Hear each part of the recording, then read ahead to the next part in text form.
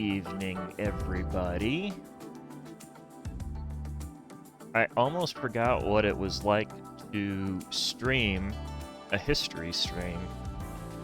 It's been long enough that I almost forgot all of the steps and the little nuances and the things that go into making history streams work. It's a very strange feeling, but yes, we are back with a second season of history and history-related activities.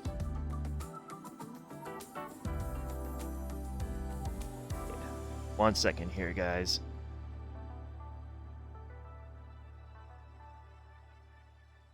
Hey, at least I have good music for you guys to listen to in the background, right?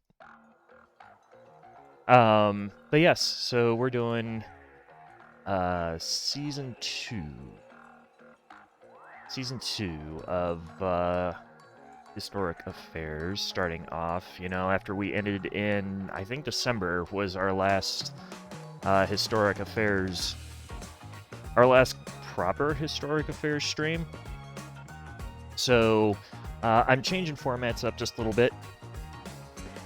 I changed formats, I changed streaming software, I changed... Well, I mean, I think we changed pretty much everything, except I'm still calling you guys chatters for some reason. This is probably one of the last streams, if not the last stream, that you guys will probably see that is the case.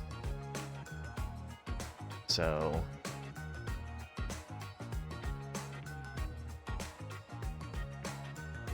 there we go. We will have our guest shortly. Some minor technical difficulties, because it would not be a THK stream without minor technical difficulties. Let me tell you. And it's 99.9995% my fault, my own doing. Things that I could have foreseen and fixed that I didn't. So, it's okay. Scientist, good to see you. I'm going to drop my mic level just a little bit here again, because I'm seeing that I'm peaking just a little bit. So, there she is. Hey, Hello. Susan. How are you? I'm good, thank you. How are you? I'm okay. I'm hanging in there. It's that kind of time at the moment. Yes, it really is. I was just telling chat that I am learning a whole bunch of new stuff because my whole layout is different from the last time you and I talked. Oh. And I feel like I feel like I've regressed to not understanding anything about how to stream. No, it feels like that sometimes. Yes. So, yeah, it's been one of those kinds of days, but yeah, so for anybody in chat and for anybody who eventually watches the VOD, I'm a terrible person. I wanted to explain to you why I'm a terrible person. So I set up this stream, and I set up most of my streams to be 6, 7 o'clock in the evening, right? It's not a big jump or a big deal. It's 6, 7 p.m. at night for me here in Central Time Zone, US. Suzu over here is being a trooper. It is 1 a.m. 1 a.m. It's okay. It works out for me because usually when you stream, I'm done from work. So as long as I'm not sleeping, it's quite a good time. Well, I try to at least be as entertaining as absolutely possible. So hopefully when hopefully I can at least keep you awake through this. So, but yeah, so tonight we're going to be talking about primary sources, and I felt terrible because you reached out to me just before the stream started, and I still had my D&D status up, which I've gotten in a bad habit of just running around in Discord with D&D status on. Um, Oh, I just ignore that. yeah, So, oh, I guess you didn't get the notification. no, I did not. That's fine, that's fine. I So feel woefully underprepared, but I feel like I always feel like that, so... no, and same. And this is just for anybody who ever does any kind of public speaking or any kind of talking out and about. Usually I find that the best talks are the ones that you don't prepare for. Mm. I don't know. I'm one of those guys, and my communications instructor just hated me. Just absolutely hated me. You didn't prep for your talk, did you? No, I did not. And did you see that mine actually sounded better? Well, it went on for way too long. I don't care. We had discussion. I don't care what you say. So, but yes. So, not only am I making Suzu stay up to a ridiculous hour of the evening, I also did not give her any prep other than knowing what the title of the stream was. I was like, wait, please, questions, anything, times. But no, I feel like the topic's one where you can be quite broad. It's not so much like historical knowledge in itself. Is, you know, like you said, the knowledge of bias and how that applies to different things. So I feel like it's quite an open topic in that sense. Yeah, and I like keeping the roundtable streams. So when we do Unplugged History again, which I have no idea when that's going to be, but when we do that again, and when we do these, I don't like having there be boundaries quite so much. I have boundaries on my other streams. You know, I have boundaries where it's just like, well, no, we're not talking about this tonight. Well, what's your opinion on this? I don't have one. It's in my contract. I'm not allowed to have an opinion. But on these, I feel like we can be a little bit more free-flowing.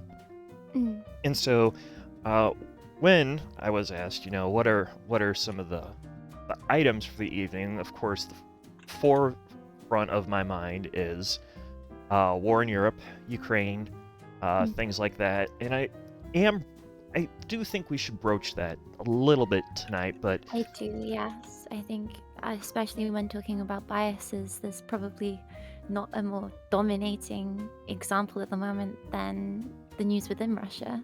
Absolutely. So we are going to talk a little bit war in Ukraine, but something else that comes into mind is, of course, COVID. It's another one. Yes.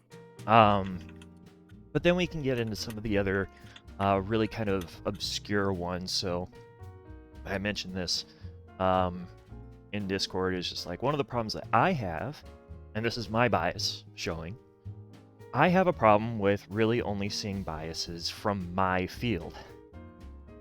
And if I were to think for a minute that there were biases only in my field, and for some reason only in my field, I would be incredibly wrong. So Suzu actually has a little bit of a different background and a little bit of a different focus than I do. And I didn't say it wrong last time. I actually went back in my VOD and I double checked and I made sure that I didn't say it wrong last time, but I don't remember what it was that I said, so I'm not going to say it again. I won't bring up what your study is because I don't want to say it and be wrong.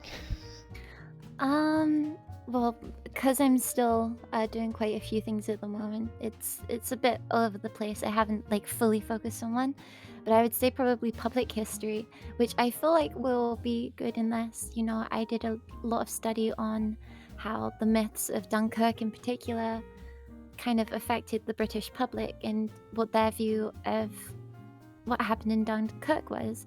And that's going to be another example of, you know, how biased sources can, you know, completely sway the public and how dangerous it is to just believe something without looking a bit further. So hopefully I'll be able to bring a more public-esque view whilst you bring, I presume, a more military background view? Yes, and what the really entertaining part of this is that all throughout undergrad, my stance was always talking about, well, how the public shaped military policy. Um, Mm. so when I was doing talks during my undergrad years, it was basically, well, the social component of the Vietnam War really is what pushed the Americans into leaving Vietnam and all this stuff. It's not as quite as black and white as that. Mm. And if I could go back in time and have a wonderful little meaningful conversation with 24-year-old THK, I might be just like, hey, let's have a chat. You're not wrong, but you're also not right. You need to stop thinking that you're right. So, yeah, just a bunch of different things here. So we're going to be talking a little bit. I'm going to put these up here. This is actually a lovely PowerPoint background that I have on the screen here. So we are going to talk a little bit Russia, Ukraine. We're going to talk a little bit of COVID-19 tonight. We'll probably jump in a little bit into a global war on terror. Actually, you know what? We're going to do Afghanistan and Iraq. You'll have to carry me on those ones. It's okay. Oh my. A follow? I forgot I changed that sound effect too. Nisio, hello. What was the follow? Oh, thank you for the follow. And real quick here, just so I've got it. Actually, you said it already. I'm not gonna make you repeat yourself. That would be rude of me. You're my guest. I'm not gonna make you repeat things. Dunkirk. We'll One of the ones I know. We'll put Dunkirk up there. And we're not going to limit ourselves to just these, but I wanted to make sure that we had at least a little bit of a roadmap Yes. up there for this evening. So, and one of the last things I'll do before we really jump into this is conveniently what showed up in my P.O. box today is the April 2022 edition of the Journal of Military History, which those of us in the U.S., there's a lot of us that receive these. I am on the list that will receive physical copies. I get one at home and I get one at work. Love it. If you have disposable income, it's like $35 a month for students. There's a bunch of different historical organizations. They're all like $35 and you get unlimited online access to their article database. This quarter they're talking, one of the most interesting articles that I found in here was they're talking about Woodrow Wilson and the struggle of civil-military relations during the punitive expedition, which nobody talks about. And then from Sergeant Snorkel's to Drill Sergeants, basic training of male soldiers in the U.S. Army from 1953 to 64. Something else that no one ever talks about. So, just a couple of things there. But if anyone wants to talk to me about that another time, absolutely talk about that.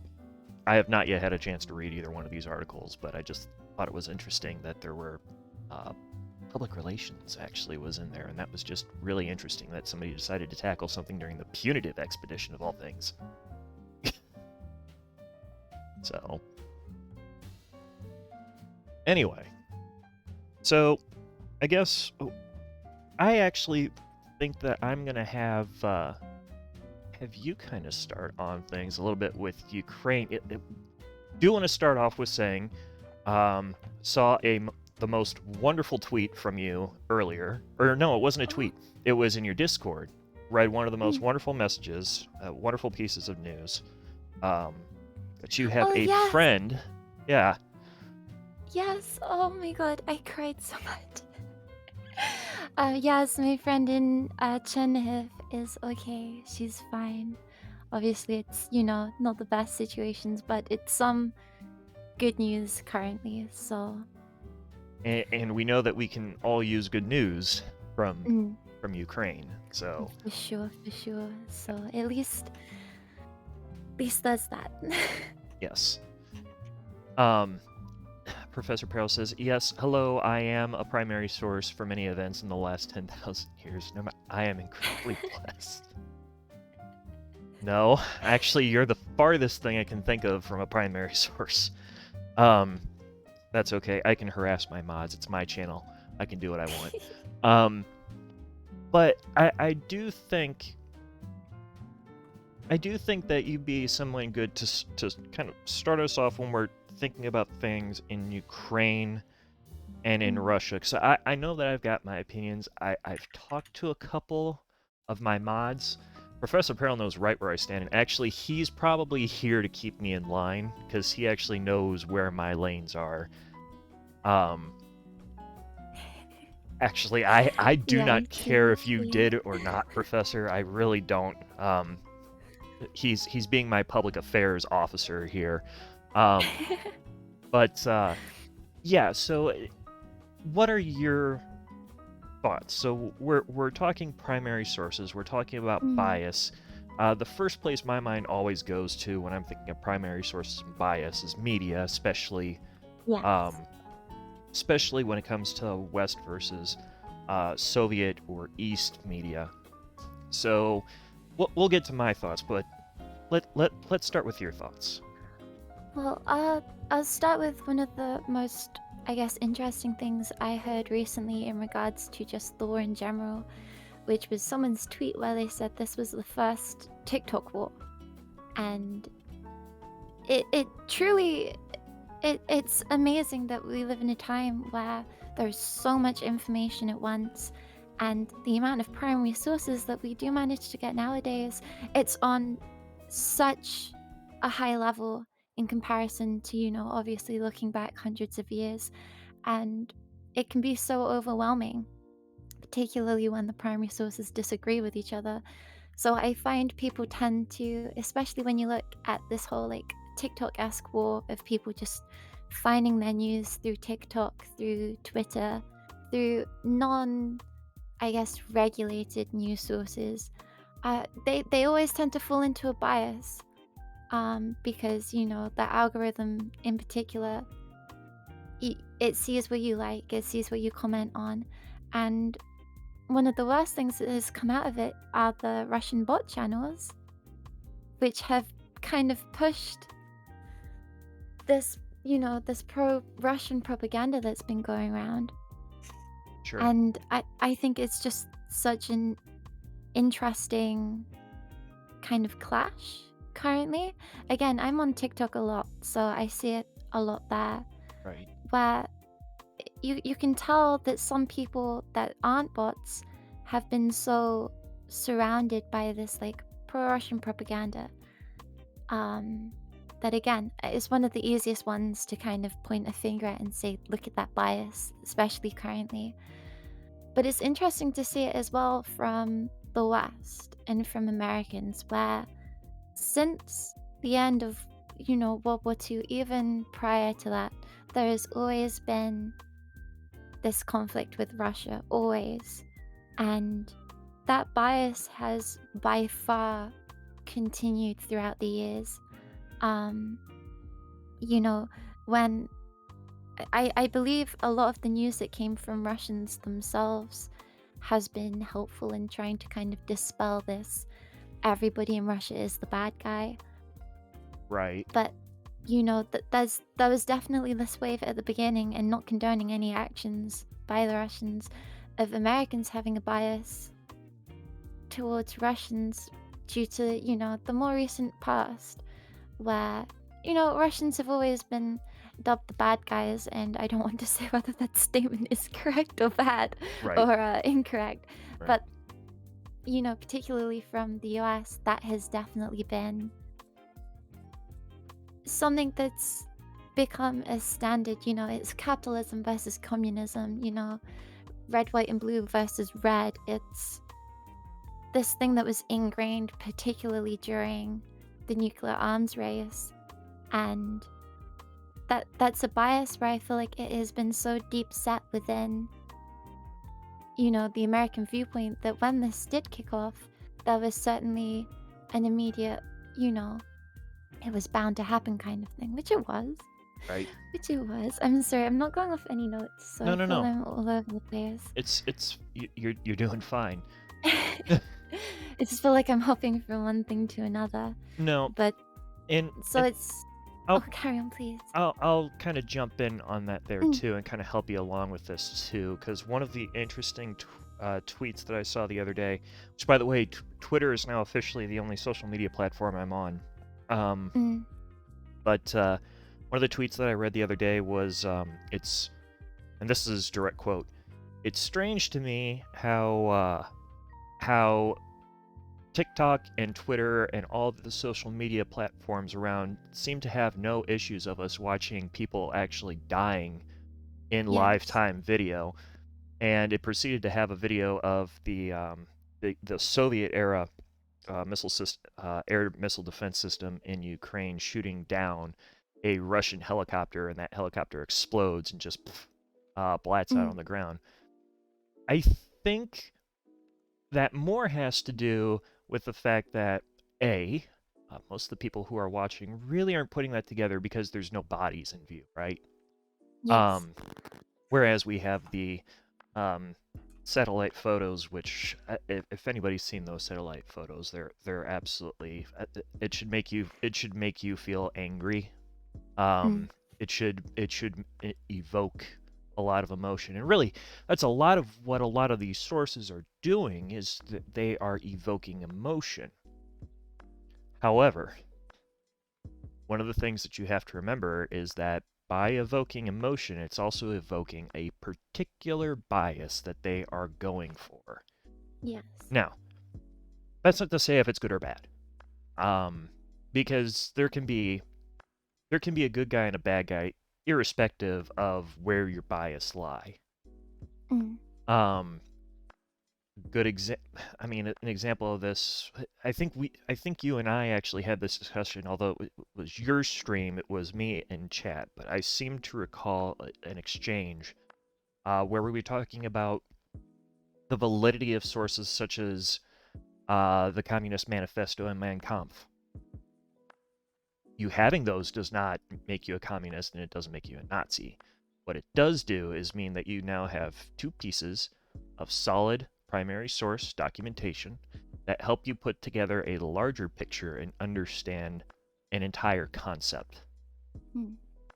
Um, so when you were mentioning things with TikTok, it brought to mind,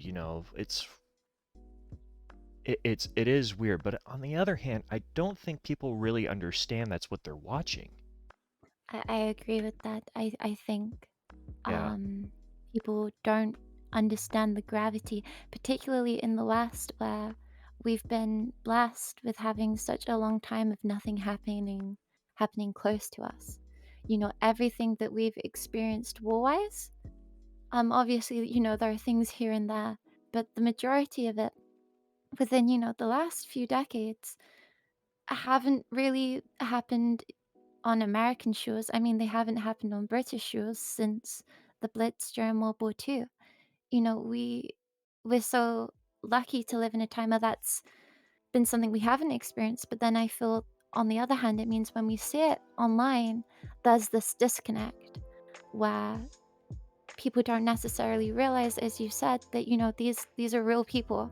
And I think having someone I know who was over in Chernihiv when everything was going on, that kind of really grounded the situation for me. And I feel like maybe other people don't have that on the ground connection, which causes them to just negate it right. and just think, oh, it's not here, we're fine, out of sight, out of mind. And honestly, it's going away a bit from, the biases, but I feel like the media tire has already begun. People have already, I feel, at least over here in the UK, the news has been less and less about Ukraine. People have gotten tired of it, and that's also like another another concern. But coming back to the bias itself, it's also interesting to see that it is, anything to do with Russia is just immediately disregarded immediately. Right. And you know, if you showed someone the same ask of picture, you know, horrible pictures of human lives gone, and one was from Ukraine and one was from Russia, you know, if you didn't tell anyone, it would invoke the same, you know, sadness. But people, you know, the West has created almost this us versus them when it comes to Russia. And it's, again, I don't want to get too much into like what is right, what is wrong, but that is what seems to be the case at the moment.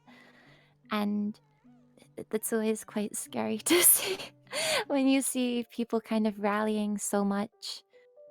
And Um, I would say that there's no one side to that. mm, It isn't necessarily, I don't think, a perpetuated thing of one side has created an us versus them. I would say that people are people and they're going to do that. That's what they mm, do. Um, you don't think like me, you aren't me, therefore it's me, my ideology versus your ideology. You are different. Um, so very true. I would say that's the case, hands down. Example of that has to do with looking at sources from the other side. And this is where Yes. things get a little bit weird. And Professor, who I know is in the call, and he's being very good, being extremely quiet, um, can probably help me a little bit here with this. But when I'm looking at reports of a lot of people, of a lot of reports coming out of Russia, these are people who fundamentally hate or dislike the West for one reason or another. I mean, I don't really care what your reasons are. I don't care what your reasons are for hating the Soviet Union, really, either. Um, but these are people that have been fed similar media that is focused in a different perspective to where it does the exact same thing to the West, with a difference, at least up until recently. The difference being is that the media on that end is being controlled by their state so that they can only get one side of a story and it's whatever the state wants you to see. Um, Whereas on our side, up until recently, you could get Russian state media anywhere. Um, so I do think that it's important to look at that, and it's not necessarily important to look at that because you necessarily think, oh, well, this is just swell and dandy. It's important to look at it because it's like, well, if you want to stop this kind of stuff from happening again, you have to get into the minds. You have to understand. You have to really put things together to understand where is this coming from. And it's coming from 30, 40, 50, 60, 70 plus years of state-run media that has said, well, everybody hates us, and there's only Mm, one way to go, and it's this direction. Um, Again, ignoring the bias in your own primary sources, which we've had discussions about this before when we've talked on this stream.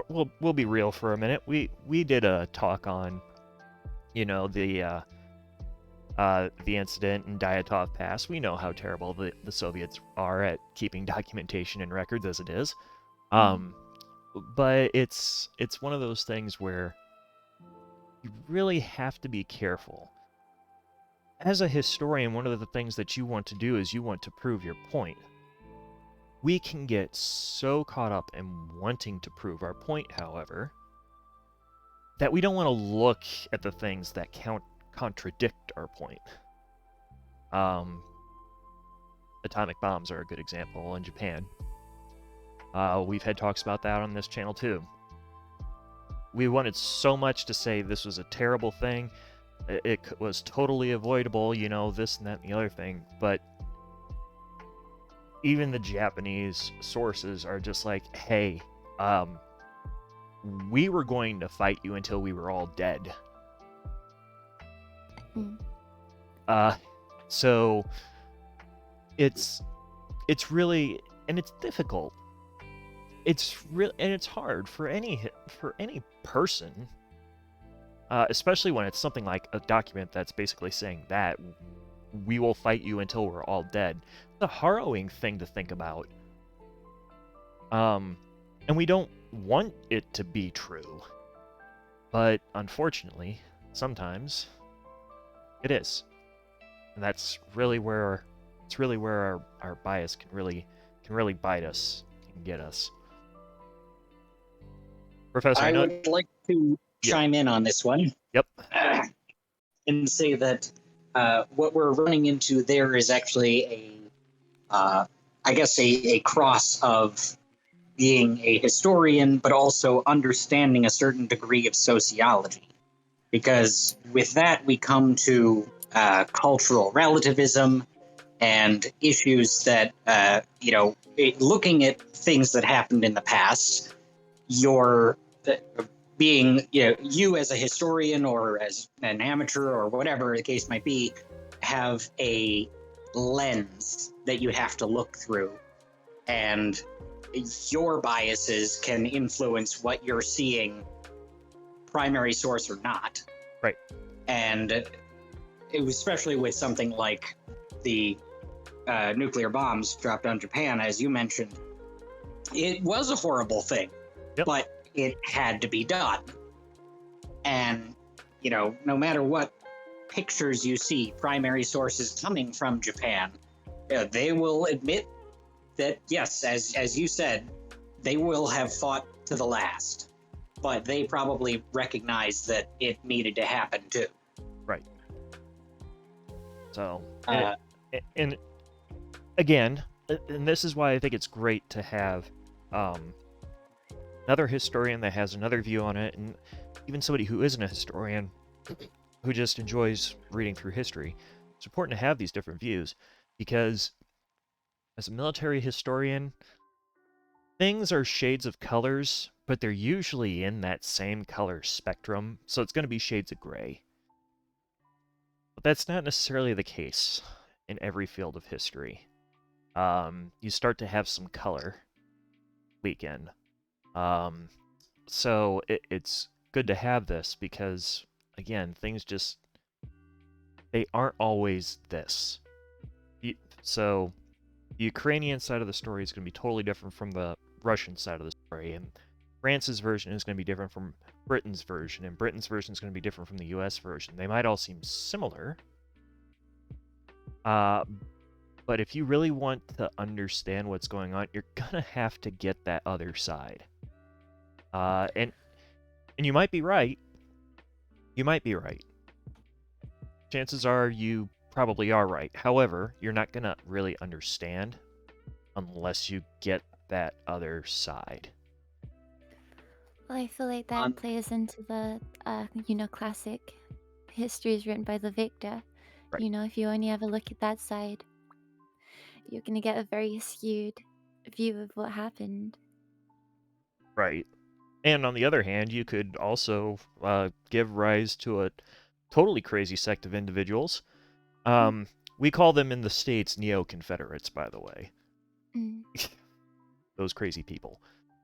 It's kind of on, like, in that same vein of crazy that we get the... Now, I don't know how much digging either of you might have done into the particular topic at hand, but the Russian justification that they gave us for moving into Ukraine, the Donbas region especially, was that they were going to remove Nazis, correct? That was Yes. the denazification of Ukraine. Yes. Now, the interesting thing that I learned recently about that after doing some digging is looking into the Russian primary sources on, or any source I could find, on what exactly they meant by that. And it's not to say that this is just something they completely pulled out of nowhere. Their definition of Nazi is different than the Western one. To you or me or whoever, and most of us in the West, a Nazi is someone that was either actively in Germany fighting with the Wehrmacht and whatnot, or someone in the SS. And a neo-Nazi is, some skinhead that hates Jews for some reason. To the east, and to the Russians and Soviets more specifically, the Nazi was not just a fighter in World War II from Germany, or the neo-Nazi kind. It is also implied to be that the Jewish people basically brought these people up and, perpetrated this, genocide against themselves, and then continued to infect Western ideals. So to them, a Nazi is literally anybody that shares Western ideals, which is a strong sense of capitalism, anything that we in the West generally, are supportive of, the LGBT rights and things of that nature, are Nazi ideals. So that's where they're coming from when they're saying they want to denazify Ukraine. And it isn't even helped, but as I said, the fact that Nazis were a Jewish thing, according to them. So the fact that Zelensky is Jewish is even further proof for them. But proof is not necessarily true or factual. It's just evidence. Well, when you're making up the definitions of your terms, of course, it can mean anything. So really what it comes down to is it's a Russian conspiracy theory. Absolutely. And as you were saying, Wonderful. This goes into that vein of neo-Confederates, neo-Nazis, whatever this new terminology is. So their terminology and how they define a Nazi is basically just Westernism. See, I feel like that's from something you've gotten from the Russian primary sources. I feel like that's something that is horrifically reported on, or at least not understood in the West. Because you saying that to me is the first time I've heard that, even though it may just be a word that the Russians are using to shoehorn an excuse for what they're doing, the special military operation, that's the first time I've been told that they consider that different. And I think that comes excruciatingly down to us not having clear access to their primary sources. Because I've seen so many people, again, online, because I've been getting a lot of things just through hearing other people speak. One of the biggest things is, oh my god, why are they trying to denazify it? Zelensky's a Jew, it doesn't make sense. But once you realize Nazism has a different meaning, I mean, one, it becomes a whole lot scarier because we already knew that the Russians were against capitalism and this West idea of NATO and a joint West. But this just shows how far they're willing to go to stop that. So it's an interesting thing which I think is not mentioned enough. Strange if we're considering this. Like I said, I did read this from primary sources, but their definition, and this particular definition, is something that's really only cropped up in the last 40 years. Because prior to the fall of the USSR, they didn't describe us as Nazis. They didn't say that they were continuing to fight Nazism as a thing in the Cold War or during the events of Vietnam or Korea. That never really came up. So it seems that that definition is more just something that came about as a result of I guess Yeltsin's downfall. And once the economy tanked, they blamed the Jews. Surprise, surprise. And what's further strange about that is that it I assume that no one in the higher command there actually believes that. They know that they're just saying it to, one, make it sound good to other people that they're denazifying something, and two, Putin personally has a couple Jewish friends and does not speak ill of them, from what I've been able to glean, either publicly or privately. But that's the narrative they spin. I don't know. I would have to see that source. I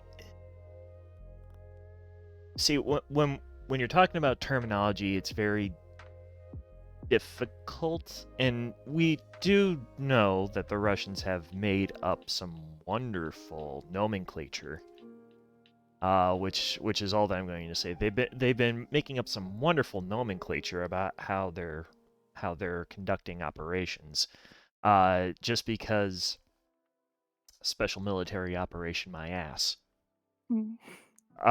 So I think that's what I'm gonna say on that, and I'm probably gonna say we're gonna let Ukraine rest at that for at least this particular series, because again, it's very it's a very difficult subject matter. Again, which everything that we could be saying here, and this is how dynamic things are right now. Is that everything that we're saying here right now, outside of the fact that what's going on is horrible and that there are atrocities, could be wrong tomorrow. Because it's an ongoing thing. So it's difficult. But that's okay. If we proceed on, just because we've got plenty of other things to kind of dig at here, because COVID-19 is another one of them, and of course we're right on the heels on COVID-19. So one of the things that I thought have been interesting with the whole thing with COVID-19 has been the wonderful and the interesting commentaries, largely pertaining to whether or not it's a real virus, which I did not realize we needed that validation. We don't need that validation. It's real. And the vaccines. Now, as far as vaccines go, you should do your research into it. And what do I mean by that? Chat, I don't know if I told you the story. COVID vaccine kicked my ass, and I don't mean in a good way. I'm pretty sure I was seconds away from having to go to the ER for my first shot. It did not end well. And Professor actually had witness to at least my exchanges for text messaging, because I think I was in Discord at the time, and then all of a sudden I just fall off the face of the earth for like 20 minutes, I think. And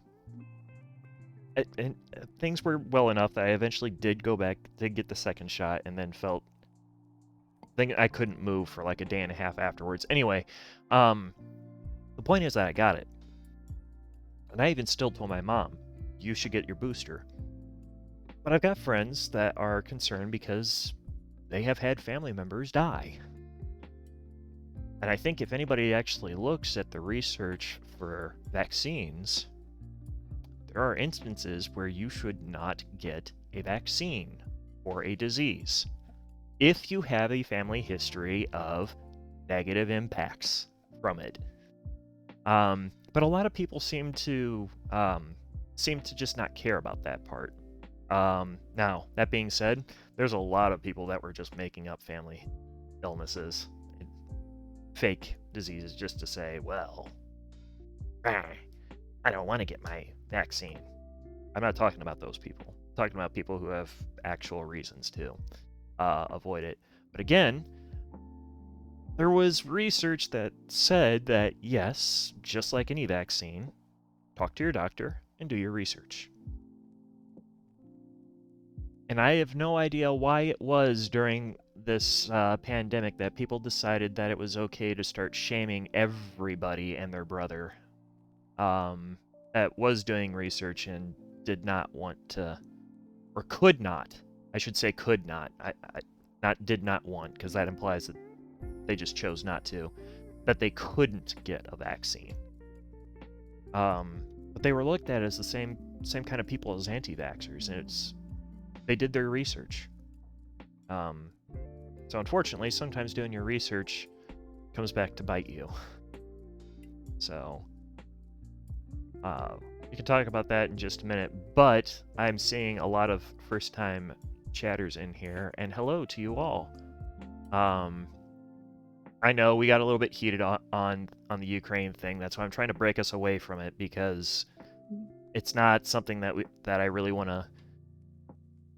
I don't want to get in the weeds on Ukraine. I don't want to get in the weeds on COVID either, because at this point, there's fact out there. I'm not arguing with facts. But I'm interested to see. Actually, I'm really interested in this because I didn't pay attention to COVID too much outside of the U.S. What was the resistance to COVID like in the UK? Well, um, Or the resistance to the vaccine, I guess I should say. resistance to the vaccine. I feel like, at least in the UK, we have less of, an anti-vax movement over here. I think, even those outliers, I feel like we had less of them here. So going into actually people who were being kind of disregarded for not getting it after doing their due research, at least from my experience, that wasn't such a big thing over here. Okay. Most of the issues we had were like anti-lockdown protests and things like that, rather than actual. I'm sure there were quite a few. I do know there was a big one that happened in London a few times of like anti-vax, but I feel like that's going more into those extreme outlier cases rather than people who have actually done their research. Sure. But otherwise, in the UK, we had a scheme. If you couldn't wear a face mask, you had a lanyard that signified that you didn't need to wear one. And a lot of the time, the UK's main kind of push for COVID was just crack on with it. Gotcha. Yeah, like Naz said, our vaccine was, I think at one point we were the country who was, at least within Europe, doing the best vaccine-wise. I think we got the fastest amount of vaccines out, and we got the highest population vaccinated. Yeah. So again, it's one of those ones where, I mean, obviously we were going through Brexit as well, which took up a lot of things from the news too. We had Sure. other big outsources that didn't negate COVID, but were, on par with it. So, but I feel like we just didn't really have it so much, because I've heard stories from, the US, but that there were, it got quite severe against people who didn't get their vaccines, alongside, as you said, just anti-vaxxers. And again, I don't know if it's just a difference within, the general cultures, Sure. but I mean, Yeah, and Adol mentioned this here too. Anti-vax was not anti-mandate. So that was one of the other things too, is that people were very much against the mandates. And I mm, I want to emphasize something just to this. The mandates that were put out. The only mandate that exists was basically for government employees, right? And government employees actually even had a window to provide um, a medical or a religious um, affidavit to get waived from Mm. getting your doses, and there was plenty of notice for that. The requirements that each individual business in the nation eventually put out, I think it was almost all of them came out with one because they weren't dumb. They saw the path forward was the same thing. It was the business, the corporate end that handed those down. It wasn't um, what I think there was a convoy in DC. I wasn't paying attention to that. I was too busy focusing on other things. But that seemed to be something that these people could not understand. Is that it was not the government coming in and doing it. And most of the time when these people get heming and hawing about things like that, it's, oh, government can't come in and do this and that. Sorry guys, it wasn't. Against human rights. Right. That's not what happened. But I've been a little bit of somebody who's been trying to be sensitive with people that have been just like, I don't want to get I haven't been vaccinated yet, and I don't want to get vaccinated. It's okay. I will say it's okay as long as you're doing it because of a valid reason. What is a valid reason? Your beliefs are a valid reason. A medical concern is a valid reason. I'm not going to go into details. I have a mod on my team that is not vaccinated because she is concerned from a medical perspective. That is okay. It's when you're just like, I'm not getting vaccinated because it was too fast, and I swear that there's 5G microchips in it, and they're going to track everything that we're going to do. No, stop. Nope. There's no research that actually proves that. Again, check your primary sources. There's no primary sources that say that. There are some very interesting primary sources out there about it. Right. And I will say some of the more interesting ones, like Don't the you dare turn my vaccine- stream into a conspiracy stream. I will come through this, Conspiracy. Mike. You mean the No, pandemic? conspiracy not so much, and not Okay. about the pandemic, but an actual, not I wouldn't call it a research paper, but it was news that was verifiable, and that is to say that the vaccine that was being created in Australia during its tests was giving people false positives on AIDS tests. And that is how we got to a modern conspiracy of there being AIDS in the vaccine. So I'm reading. Which is just not the case. Right. So because whatever chemical they were putting in that probably reacted with the AIDS test, and that's it. That's all there is to it. And then they canceled further production on that vaccine. So it didn't go out. It's not something you can get. It's just in its trial runs. It produced a weird result, so they canceled it. Right. So I will just say of the statistics that I have my hands on, and I won't mention directly, at least not connected with anything here, where those, or what organization, I will say, those statistics are from. My organization that I'm associated with has its hands on probably about 15,000 to 17,000 individuals. Of the 17,000 individuals, 98% got vaccinated. Of those 2%, 90% of them submitted affidavits, and the other 10% were classed as other. Of the others, we're pretty sure that those were all retirements, because there was a lot of time between the time where the order came out and the requirement was in, so there was just probably no paperwork done. of the individuals who submitted waivers and affidavits, I heard of absolutely none of them getting denied. So I would query where that figure came from. I'm not saying you're wrong, but I would query where that statistic came from. And it is quite possible. It's quite possible that there was something out there, but the point here is not so much, well, this is what that's not what we're trying to argue. What we're trying to argue is the validity of data, and that you can have some bad data in a primary resource. It's not, is this ethical or is this right? Does it say it? Does it contrast with fact?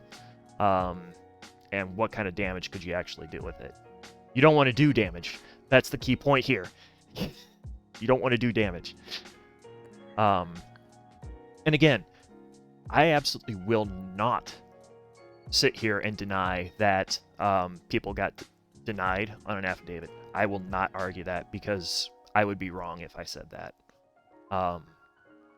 It's one of the things when you're in research you do not do. I mean, it is fundamentally impossible that somebody was not denied. It's also fundamentally impossible that somebody was not denied when they had a valid reason. And I wish I could say otherwise, but we're people. We make mistakes. Sometimes those mistakes are extremely severe, and they're not ethical. But again, not what we're here to talk about tonight. But I appreciate, Adal, I do appreciate what you're saying. So please don't get discouraged by my banter here. I would also like to ask, maybe from a more ignorant standpoint, purely because when COVID happened, I very much focused on England and the UK rather than elsewhere. Were the vaccines mandatory in America? It is not mandatory at the government level. However, by and large, most employers will require it. I would say 99% of employers. Okay. Yep. So, well, I wouldn't necessarily go so far. Okay, so around here, around here, Yeah, it's 99%. There are certain mandates in place, and this kind of goes. We were talking about this briefly earlier. The mandate that was being. I know what you're gonna say. Sorry. Yeah, the mandate that was being pushed forward by the Biden administration. Careful. Was for all. I can say what I want. You're on my stream, dude. Yes, but I'm not you. Oh, great. Thanks. Yes. But the mandate that was being pushed forth by the Biden administration wanted a mandate for anyone who was in healthcare, government employees, and anyone who worked at a company that was over 50 people, I believe. That was the drive. That was the original mandate that was put forth. Then it was challenged and brought to the Supreme Court, and the fact that it was going to be controlled by OSHA is also part of the reason it went to the Supreme Court. OSHA is the nobody listens to OSHA anyway. Listen, okay? OSHA said that I had to have 3 points of contact on a ladder to hoist the big bag of dog food to the top shelf. I cannot tell you how many times I got on a freaking, four-wheeled wagon with nobody else around and just started hoisting 40 pounds of dog food onto top shelves of things, okay? Nobody listens to OSHA. Come on. Well, but that's also part of the problem, is that OSHA concerns itself only with what happens at the workplace, and a vaccine being mandated by OSHA is weird, because that vaccine, you can't unvaccinate yourself when you go home for the day. You're done with work, time to get my unvaccination. Well, no, it doesn't work that way. Oh my God. So the Supreme Court said you can go ahead with the mandate for healthcare workers and government workers, but your mandate on any kind of employment or anyone who's not working specifically in the government or healthcare is bupkis. Nothing you can do about it. So that is where we get employers stepping in to say, yes, you have to get it, or no, you don't. Because around here where I live, and I live near one of the major cities of the United States, which is to say that generally everything around me has a liberal skew or a democratic skew. And there are large chunks of my community that are not vaccinated, either by mandate or, anything like that. The small town kind of politics and whatnot, no one cares. There were relatively few cases around here anyway, and while I imagine a good number of people went out and got vaccinated of their own volition, there are no mandates anywhere around here. So I want to bring this up because this fell out of my head and then it came back in the middle of all this. When we're talking about sources, one of the most interesting sources that I found, and we found this, we were going through these at the beginning of COVID, and really and truly, this is what we should have been doing before COVID. And good historians already were. I remember turning to my supervisor in 2018 and being just like, you know what I feel like we're due for? He's just like, a pandemic? Yes, sir. Was it a pandemic and a world war? Oh God. Yeah. Good old Spanish flu, 1918, anyone? So Sadly, historically, it's every. You see the patterns, and Yep. it's. And but one of the things that I found was very interesting, is that when this came about, the by and large the whole of at least American society, I don't know. I didn't do any research further out because nobody was asking me to do research outside of my field of vision. But everybody was talking about at this time, well, we had to get out of this some way. And how do we get out of it last time? Well, we did this. Well, there weren't people that were fighting it quite like this before, and all this other stuff. Well, we proceeded to look into records. We have records of an entire Kansas City football game that had to be shut down by the National Guard because everybody showed up and they were playing the game and nobody was wearing masks. There were sit-ins, so like legit sit-ins protesting masks. There were worker reverse strikes, which is a very interesting term, and you should definitely do research on reverse strikes because that is the weirdest shit that I've ever seen, because these are people going to work and not getting paid and working to protest, which is just, well, I guess it's not that weird to me if I'm in a job that I love, which is probably why I'm gonna tank this VOD at the end of this because I really like my job. But people going to work to not get paid to protest vaccine requirements, mask requirements, and lockdowns. This was happening in 1919, 1921 in my area. And when I say in my area, I mean my Penn State region. But it was absolutely happening then, and people were just as irritated and pissed off then as they are now. Yeah. And yes, exactly that weird. Working for free to show your job that you're upset. So very strange things. And it's not, and I'm glad it kind of got Suzu to have a little bit of emotion on that there, because it's true. It's just the same shit all over again. That's all it ever is. And I remember having a conversation with my mother the other night saying, really and truly nothing has changed last 2,000 years. The players have changed, the technology's a little bit different, but everything's still pretty much the same as it was. Yeah. We're going I think we're due for a bout of Yersinia pestis. Don't you? I think we're due to move to Afghanistan and Iraq on the list, Professor, because it's already been an hour. So I'm gonna bring up my points on these, and if you two have anything that you'd like to add, because I want to make sure that Suzu gets to talk about Dunkirk. It's no worries. It's no worries. No. We have to have it. So Speed run, let's go. yes, no problem, Adal. Feel free to jump Thank back you, in Adal. again anytime. So Afghanistan and Iraq. So I'm gonna bring up a big point real quick. Smart people, right now, you should be looking up what the Red Army did in Afghanistan in the 1980s. You should really look into that.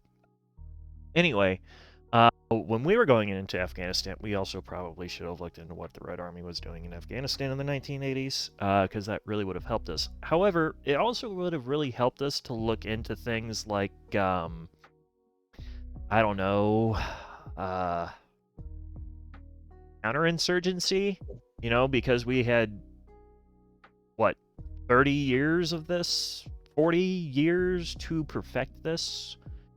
And I mean, yeah, there was 40 years to get this done, and we simply didn't. Had we looked at the primary sources, which maybe not the Soviet ones, because I have a feeling the Soviet ones would have looked a little bit just like, we did great. No, you didn't. What you did is you came in, you assassinated your own guy, and then you put somebody in there that was worse, and then you let the other guys assassinate him and just left and didn't do anything. But when it comes to Iraq is interesting. I saw Bonnie is here, and Bonnie and I have bonded a little bit over our reading for Gerald Bull, Dr. Gerald Bull, and Project HARP. Now, one of the things that I think is interesting about Iraq is more so of what we actually did find. So, can anybody tell me, and Professor, you're not allowed to answer this question, you already know. Suzu I can knew answer. that. Yeah, Suzu can answer the question, but you can't. Anybody in chat can answer the question too. What's the definition of a weapon of mass destruction, or WMD? Well, I couldn't tell you the exact definition. You can be wrong. It's okay. I always just presumed it was a weapon, not necessarily. It's a weapon that inflicts destruction on a person that is perceived as exceptional, such as chemical damage, nuclear damage, something out of the quote unquote ordinary that you would find with just like That's very a good. gunfight. Yeah, that's very essentially. good, actually. Oh. So it's unconventional weaponry, yes? Yes. Unconventional weaponry. And yes, Victor, you are indeed correct with your thought process there of exactly where we're going. So one of the things that happened to do with a single event causing mass harm with unconventional means, textbook definition there, yeah, as Ness states. But one of the things, in addition to everything else that was going on with Iraq, which, harboring elements of Al-Qaeda and things like that, and terrible, icky terrorist people, was a project called Babylon. And it all starts kind of with a man named Gerald Bull. Gerald Bull was a researcher who, for a period of time, worked for both the Canadian government and the U.S. government, and then he transferred over. I think it was one of the finer institutions for academic research and scientific research and things like that. But what he was running was basically a program called HARP, High Altitude Research Program. Those of you who came to my stream about Atomic Annie might actually recognize that acronym. So HARP was designed basically to shoot Sabot rounds well up into the atmosphere using just massive guns. We're talking 15-inch, 16-inch guns from stationary. Incredible range to them because they had to lob things incredibly high into the atmosphere. Based on the Atomic Annie and Anzio Annie designs from World War II, early Cold War era. Now, there are 8-inch harp guns that are made. There's a 12-inch harp gun that's made. Most of these are to conduct similar research on vessels. But what ends up happening, they're using it for testing it with ballistics, largely, is what it's used for. So it is mostly for academic research and things like that. But when his funding gets canceled, Bull decides to canvass for a buyer, somebody to continue the research or to pay for him to have access to continue the research. And he canvasses around and canvasses around and canvasses around for a while until somebody finally speaks up and says, "Hey, I'll put up some money. You build me a weapon, I'll put up some money for your research." Who wants to take a bet as to who that person was? It's a man by the name of Saddam Hussein. Eventually, those parts get intercepted, except the parts that were already transported to Iraq. Gerald Bold is assassinated by CIA operatives. And when we come through Iraq, 2003, guess what we find? We find a big freaking gun, and we find firing tables for them to use it against Israel. Was it Mossad? Okay. Okay, so I've got some documents that say CIA was involved in that, which wouldn't surprise me, but I'll accept that correction. But we were all, there were a lot of people that were under the impression, no, there were no WMDs there. Well, yeah, yes, there were. There were. But the problem is that we're having a similar problem right now, Suzu. We've talked about this. How did the media present it? What was the media definition of a WMD? What were the things that you were being told about it? So what you were being told is it was only chemical or nuclear. Oh, nuclear, yeah. Because I don't know about y'all, but I've seen the photos of damage done by Anzio Annie in the Anzio Theater during World War II. That, to me, looked like a weapon of mass destruction. I've seen the rounds that they fired for the Paris cannon. Looked like a weapon of mass destruction to me. So, I mean, it doesn't... You have to think outside the box. If you have to think outside the box for a weapon, generally speaking, it probably counts. It probably counts. Isn't it a bit presumptuous in this day and age to assume there's a country with no WMDs?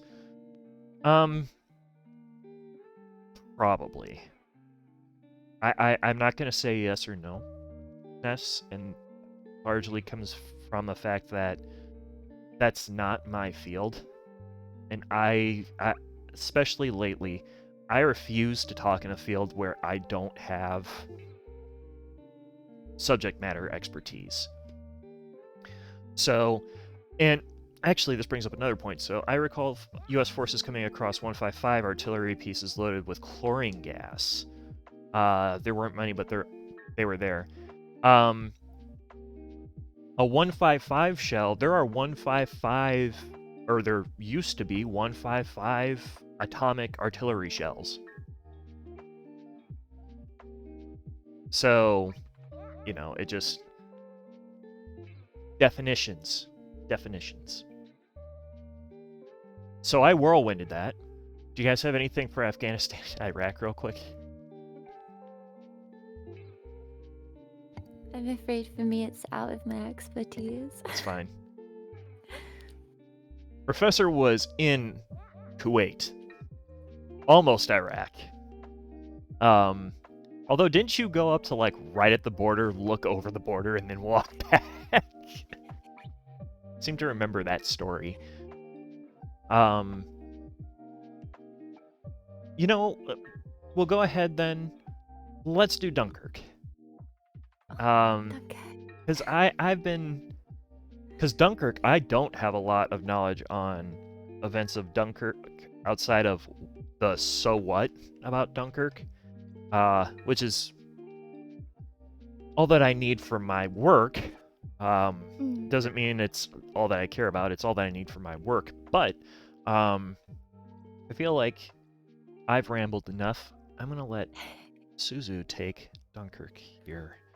Now that it's 2:15 in the morning. Yeah, so you have to bear with me slightly, Welcome but to DGen History Hour. the degenerate anime history girl. Let's go. Let's go.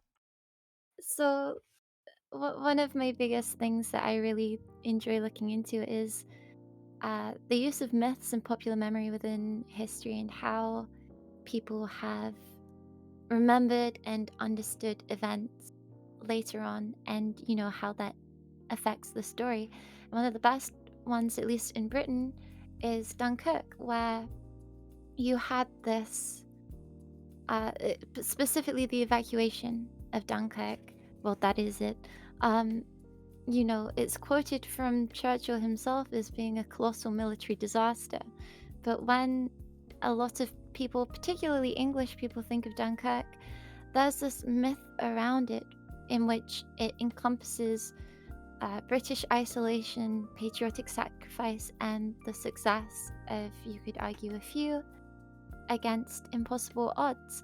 And this all comes from, I would argue, the few scraps of primary source that the general public saw to begin with, alongside, obviously, again, history is written by the victor. So there was always going to be the sense of, even though it was a retreat, we won. But it's the way in which it was done where, sorry, I have notes on it, which I'm just trying to go through. So, That's fine. You mispronounced tactical withdrawal. Oh, me? Tactical withdrawal? It's a military thing. You don't retreat, you tactically withdraw. It sounds prettier. Well, that was it. It was a tactical withdrawal. It was all part of the plan. It was a retreat. It was a retreat through and through. But so one of the most well-known kind of myths around Dunkirk, again, everything is coming from a very English perspective. I'm an Anglophile, so you have to bear with me. Yeah, you're But fine.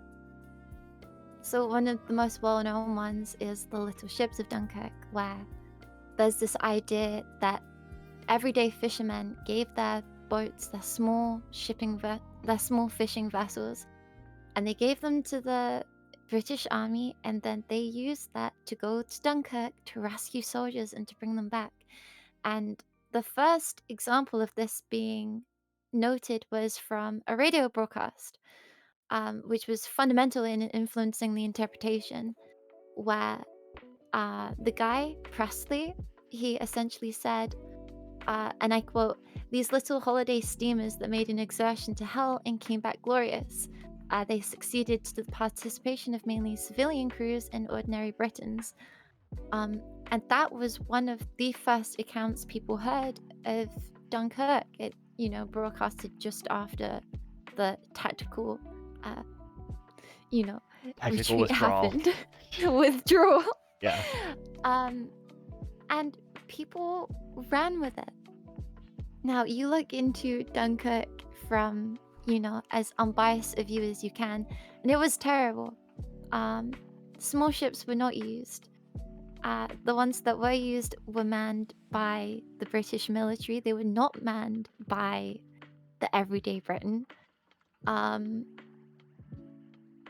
And it's just, they were taken with or without the owner's consent.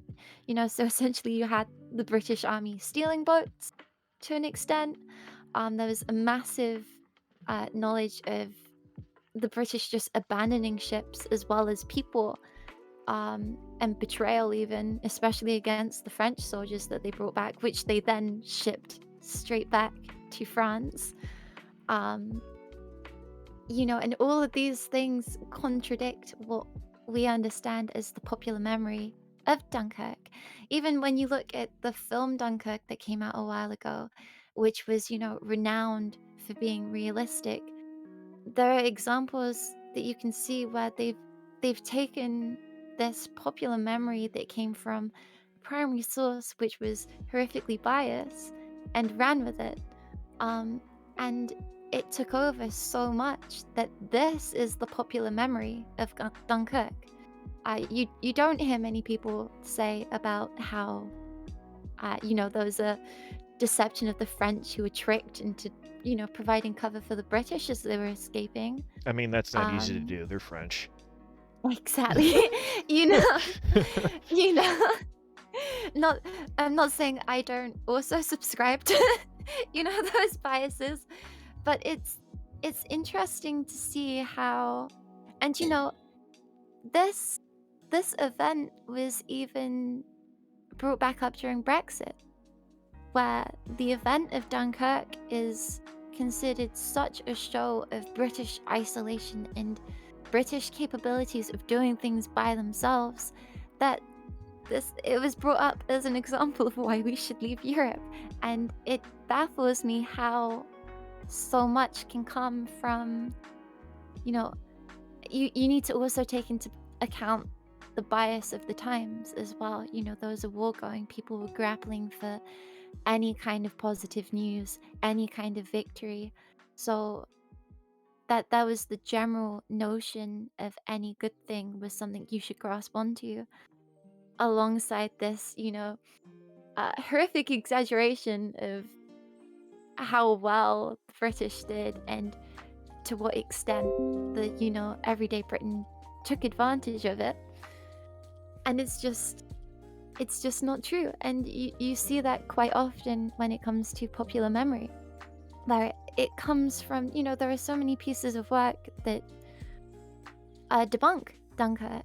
And it shows that, this is a myth. It's not necessarily true, it's not fake, but it's not, the way it happened. Britain was, considered proper and civil, whereas Europe was being unreasonable and cowardly. And rather than being, the retreat of British soldiers, it was, Britain had to go and, help Europe, even though we were just taking back our own people.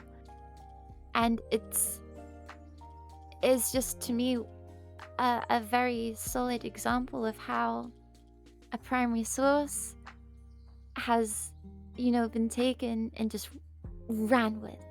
Right. Ah, yes. All that Britain wanted was to get back its huge tracts of land. Just a little bit. We just wanted just a little bit back. Right. Right. But no, that it is one of the things. I was gonna make a comment. Yes, the movie Dunkirk, which had the very historically accurate tall high-rise buildings Right? in the background. No, it's okay. But no, at least Dunkirk did not have the Pearl Harbor treatment. Pearl Harbor treatment. I don't want anybody to say that they've seen that movie. Even if you've seen that movie, I want you to lie and say that you've never seen it. If you say that you've seen it, I'm banning you. So we don't talk about that movie here. But it is a little bit weird. But one of the things that I think is extremely important is you mentioned it's important to think about where you are in the place of time when you're looking at the source. So where's the source in time? Because the thought process of the time is going to vastly impact what your primary source is going to be and what it's going to say. That's one of the struggles I think we have the most as historians is time is a lens that warps everything. Everything. I just got through talking a bunch of students, high school age students, and I said one of the biggest difficulties that you will ever have to look at is understanding that you could make it your life's work to look at 60 seconds and you're gonna have it wrong at the end. Doesn't matter. You could, if there are 100 people in the room and you have to recreate what went on in that room for 60 seconds and you have to get every detail right, never going to do it. You never will. And one of the things that you have to accept as a historian is that you can have established knowledge. You can have this established thing. World War II happened. Okay, when? Debates around. Right. You know, so it's one of those things to where, I mean, up until a few years ago, you probably wouldn't have gotten much backlash if you said, that's a stupid question. It was 1939 to 1945. Now it's very common where you'll be just like, was it? Argue 29? You could argue, you know? So you Well, do. I think You got to be careful another with it. one is, you know, the rush, you know, within the last few decades to find the female perspective on a lot of historical events. Yes. Because a lot of primary sources were, you know, predominantly written by men. Female sources were difficult to find, and now you see there's, you know, pretty much any historical event you see, there is always a party who is having this mad rush to try and, you know, put the female perspective in, or you know, a lot of things were divided by class, and there's this rush to try and, not so much now because we still do have a lot of sources on, you know, the lower class, but Right. there's this look to expand to realize, you know, there is this you know, telescopic view to an extent, and it's sad when the primary sources just don't exist, Yeah. and you've got to just kind of go off, you know, the bias of the time and of the person, and you have to just, you know, it becomes guesswork, and then that becomes a dangerous Right. a dangerous subject to be in when it comes to history. I had one of those really, I don't want to say disgusting realizations, but it did make me a little bit sick when I was thinking about it. I was giving an interview, and I was asked, what do you think, why do you think it's significant for people to talk about this? What we were talking about specifically was the origins of women ordnance workers, which did not happen during World War II like everybody thinks it did. It happened during World War I, and in fact, it might have happened during the Spanish-American War, actually. But my grandmother, when she passed, she left notes just everywhere in the house. Everywhere. Notes just all over stuff, all over cupboards, all over boxes, just everything. Notes. And they were for my mom and I. Like, they were explicitly, we were the target demographic, we were the audience. But one of the things, and I didn't know this about her when she was alive, one of the things that I found was an inconspicuous box. It was a little box. It was, you know, 2 inches by 4 inches. You know, it was a branded box, and it was a box of goggles. Okay, just like, oh, well, it's interesting. I pulled the goggles out of this box. I looked at them. They are 2-plies. U.S. Army issued. Why would you have these? And they're serial numbered. It's a low serial number on top of it. Extremely expensive too. Like, collectors are looking for these goggles. Low serial number. quick glance looking it up, I have now randomly in my hand, and I don't know why they're there, $2,000 goggles. Well, instead of being the idiot and just standing there and looking at them forever, I did a very surprising thing. You know how, you look at the box and you're just like, oh, that's neat, and then you put the thing back in, you put it back in the drawer? Well, no, I actually decided to turn the box upside down. I know it's a novel thought to turn a box upside down, but when you have as much stuff as we did when this all went down, who wouldn't turn the box upside down? Anyway, I turned the box upside down, and there's a note on the back. The note describes her time as a woman ordnance worker, something I did not know that she was. In 1942, in Indiana, working at a steel plant. Exactly what she was doing in the steel plant. That would have been something I would have liked to know. Preferably when she was alive, and I could have talked to her about that. But the problem was that we weren't talking history.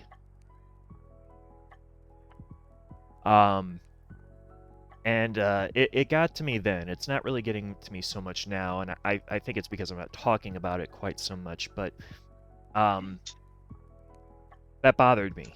It bothered me then. I knew exactly that I was going to talk about it at the time, too, and it still bothered me. But that is a key thing. We don't talk about history at all. You can fill in a lot of those gaps in the primary sources just by talking about it. And we are coming up on a period where there will be no more World War II primary sources to be collected. We're also coming up on a period where there will be no more Korean War sources. Period. So, I'm glad that you brought that up because, we're missing the female perspective. We're missing minority perspective or things like this and that. We still have time to fix the ones back to World War II to a very limited degree. The further back you go, the harder it gets. But you can still fix it just by being engaged in it.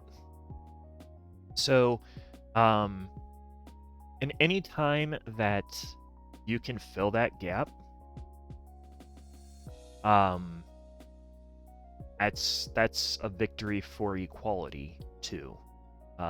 Equality is I have a weird relationship with equality, just because when I think of equality, I think of actual equality, and there's some weird connotations that tend to go with that sometimes.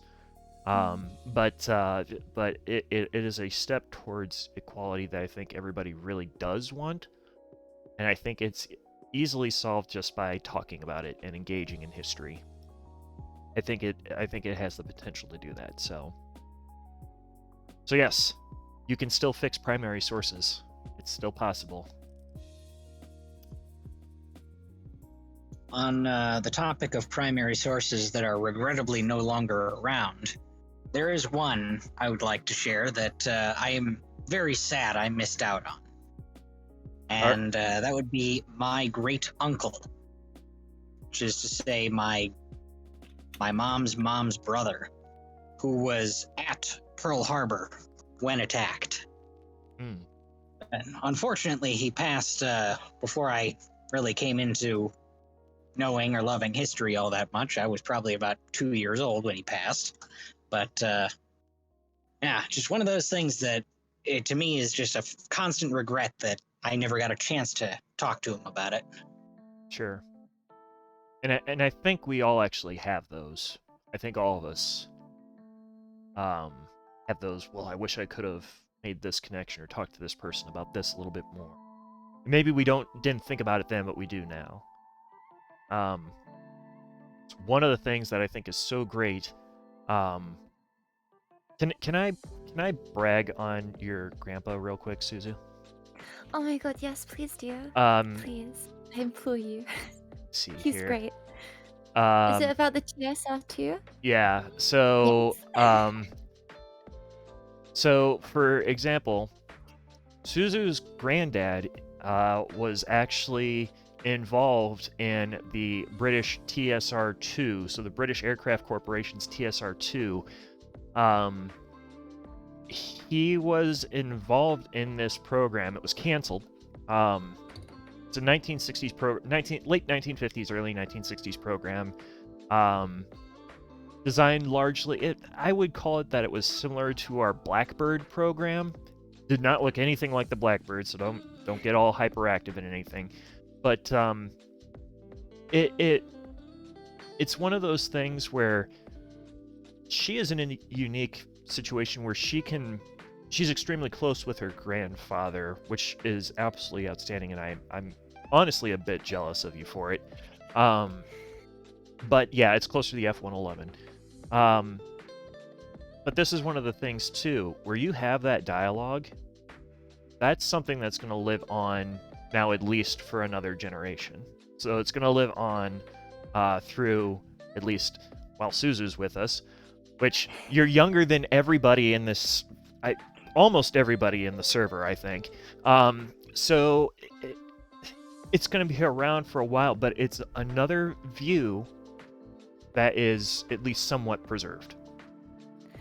But it also shows the frustrating side because I've spoken to him about this many times. I knew he was a mechanic. We've spoken about his past, and it wasn't until just one day he randomly mentioned it. He just dropped it in conversation. Oh, I worked on these planes, the TSR-2s, and it just shows how, especially when something becomes mundane to someone. I mean, it's when we look at public history, one of the best and most like dense primary sources we can find are people's diaries. Because Yes. so what is the mundane to one person? I found out about this. I was amazed. I tell other people, I'm amazed. Turns out my great grandfather worked on the Concorde. I've got these family members, and because to them it was just the mundane, they don't realize, how important these things sometimes are. And it just shows, again, one of the frustrations of trying to get information out of people who don't necessarily understand the information that they hold. See, and I'm the boring guy here, so outside of my grandmother, my big claim to fame is the installation where I work. My great-grandfather arrested the commanding officer for not having his building pass. Scandalous. Yep, that's my excitement. But yes, it is extraordinarily important. And I mentioned this to that same class. You guys don't know it. You don't think about it. You probably don't. Right now, I mean, these were 14 through 17. A couple of them might have been 18-year-old kids. They're not thinking about it. They're thinking about, oh my God, Angie's tweeting on Twitter again, and what's on the ticky tacks, and I can't believe that bitch posted another video of me. Shit like that. But everybody has the capabilities to do something that is groundbreaking, that is phenomenal, and you probably won't even think about it when you do it. My mom's one of these people. She doesn't think about any of the stuff that she's done, except for the fact that she got signed onto a record at one point and wrote music for, I think it was Paul Taylor, who nobody in here probably knows who Paul Taylor is, just because that long ago. And I have to be really quiet because she can hear me and she might interpret that as she's old. She's old. But on the other hand, more recently, within the last 20 or so years, she started a dog rescue that is like one of the largest dog rescues in the United States. That has adopted internationally. There's like 3 dogs with these tags running around in the UK right now. that have owners in the UK. There's a bunch of them in Canada. There's a bunch of them in Mexico. I mean,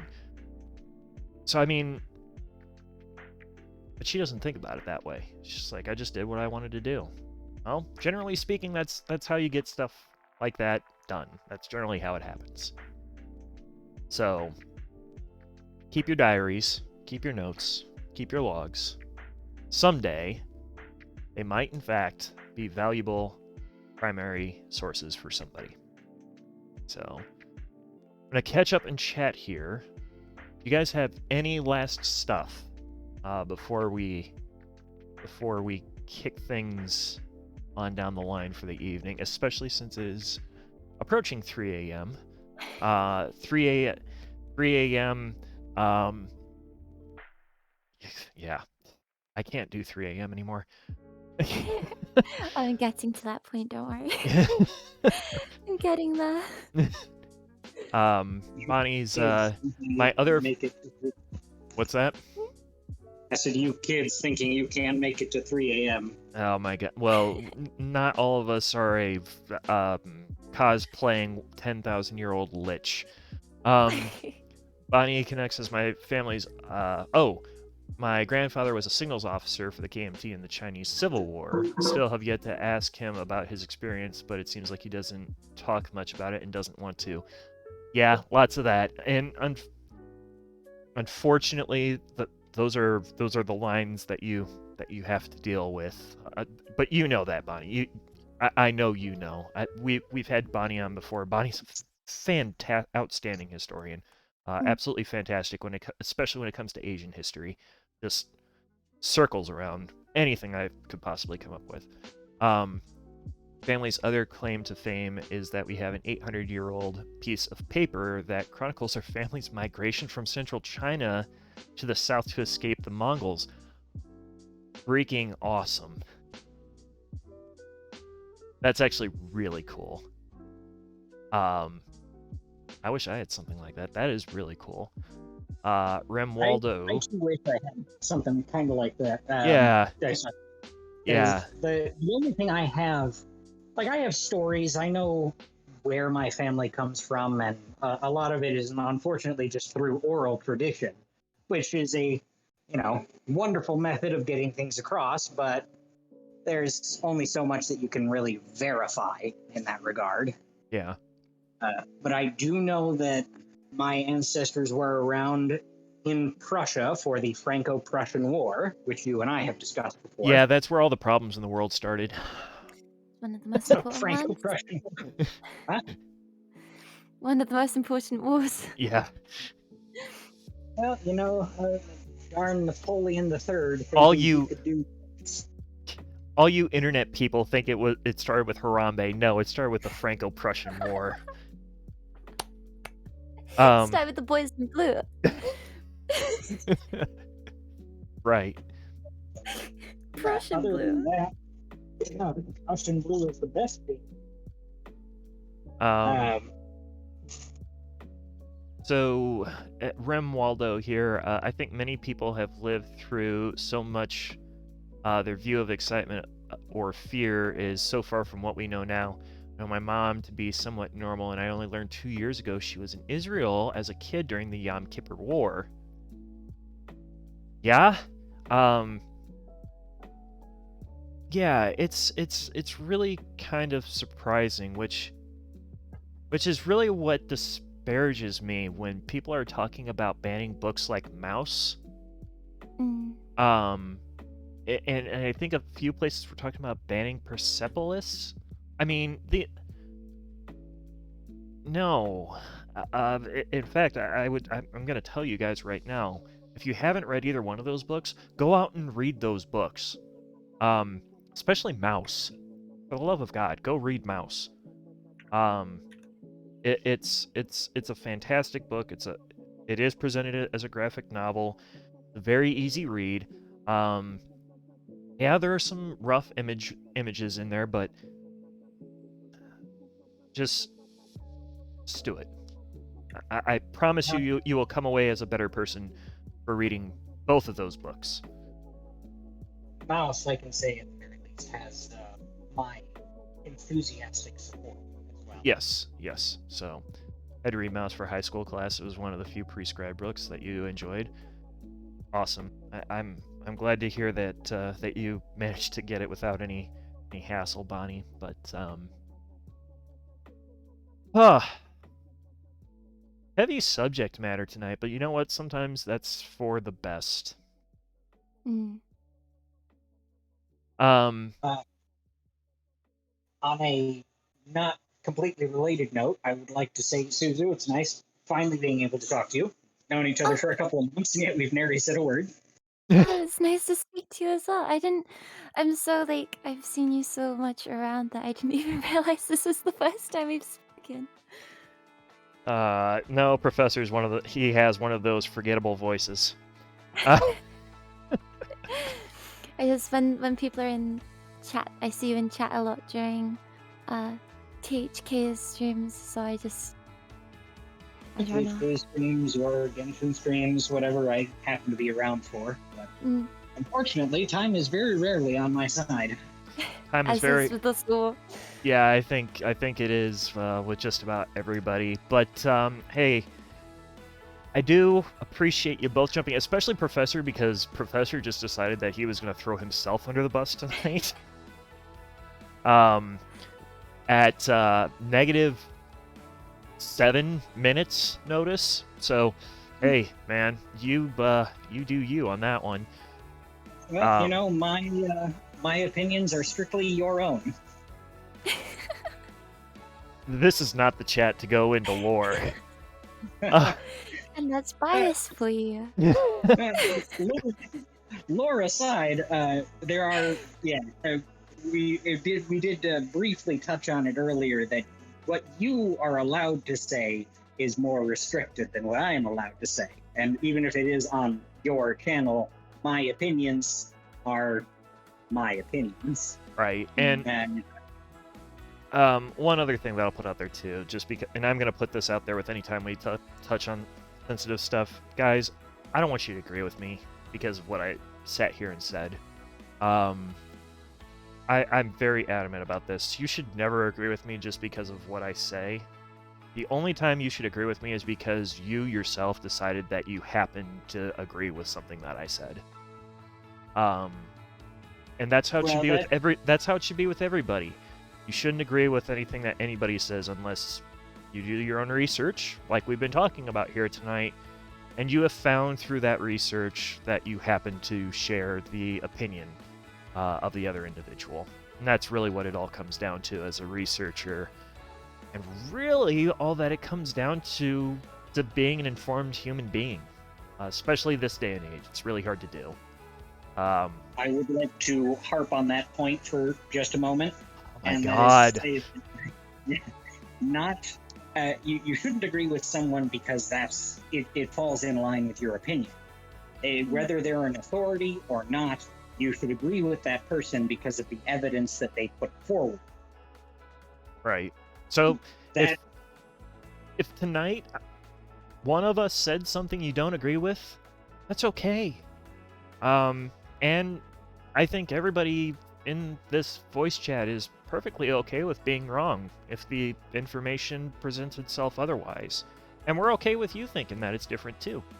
I will take it as a personal attack, but yeah. Suzu will take it as a personal attack. She'll probably go Asuka on you, and but no, it's one of the things though is that there's discourse in research, and it tends to be how things get done. So, Suzu, it's time for you to go to bed. Yes.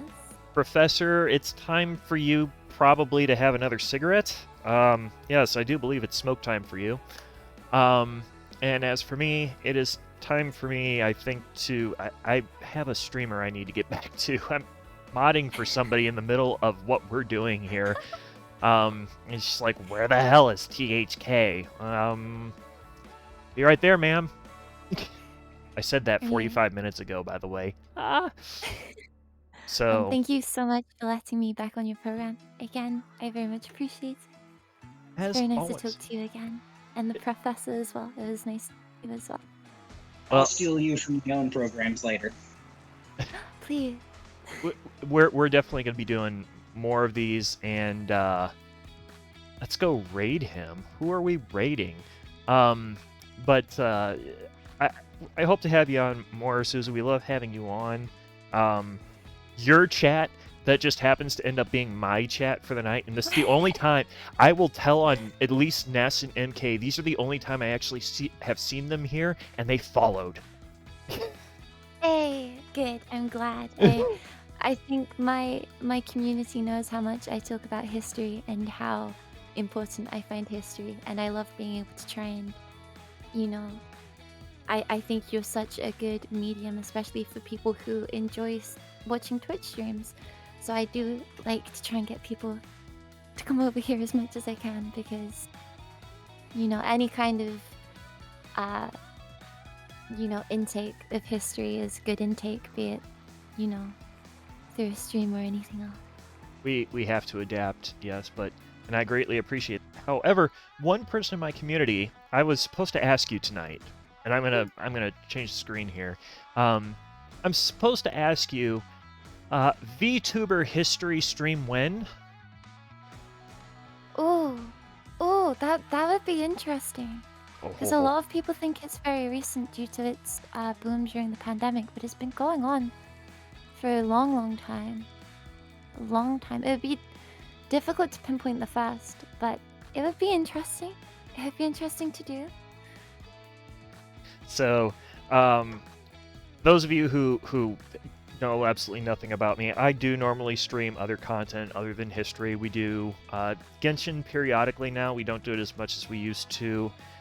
We do GTA now, a lot of GTA. We're going to be starting GTA RP here in a couple of months-ish.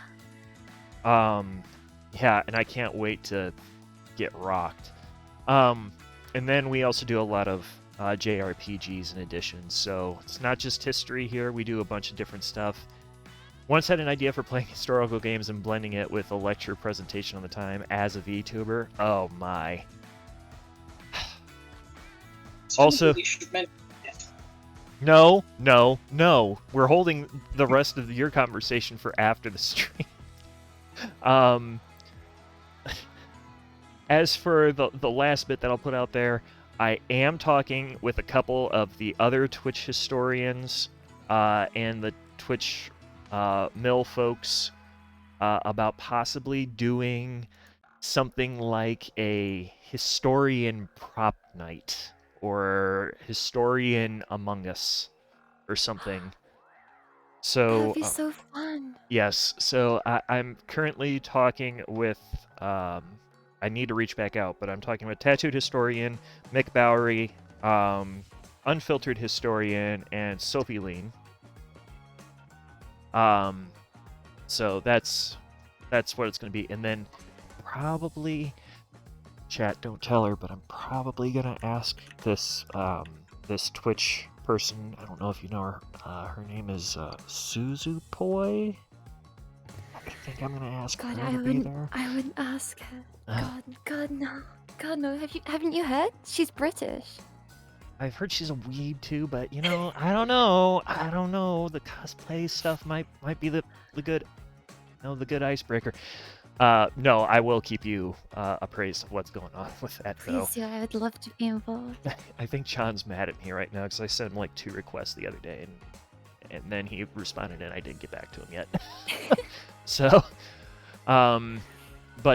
yeah. So this VOD, I'm probably going to kick off of Twitch. However, I am going to have it on YouTube. Just because we did the same thing when we were doing really heavy topics with Unit 731. I think I kicked it off of Twitch immediately. Same thing with this one tonight, but it's going to be available. It's fine. I'm recording it right now. And we will be back, stream-wise, we'll be back tomorrow at 8 p.m. Central Time. So after Suzu is probably asleep, hopefully. And the next history stream, I think, is in 2 weeks. I think it's on the 22nd, and don't ask me what the topic is, because I don't remember what it is right now. But we'll be doing this all over again. So, What are you streaming tomorrow? Tomorrow is GTA. GTA. Yeah, we are preparing to enter the no pixel RP realm, and tomorrow we're going to continue with mechanics. I think by the end of the month we might actually try and log in for the first time on no pixel public. So, and then Susan, I'll get with you afterwards. Genshin European server streams the last Saturday of the month. You have a EU account? Yeah. Yes. We have a Lumine, who we call Tanya.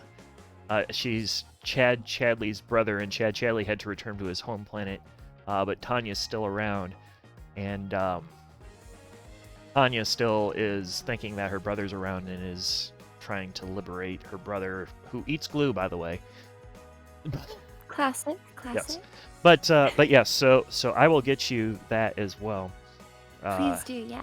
After we wrap up here. But hey, guys, I appreciate everybody in chat being here. I appreciate the engagement too. That makes it great, guys. Even if you are heckling me at periods, I like it when you guys do that. And then I appreciate Suzu and the professor both for being here. I see no historian streaming tonight, which means that we're gonna end it for the night. Rule's still in place. If we're streaming history and there's no other historians for us to send it to, we just end. So, with that, guys, I think that's a wrap. Y'all stay safe, stay awesome. We'll see you again next time. Bye. Gotcha.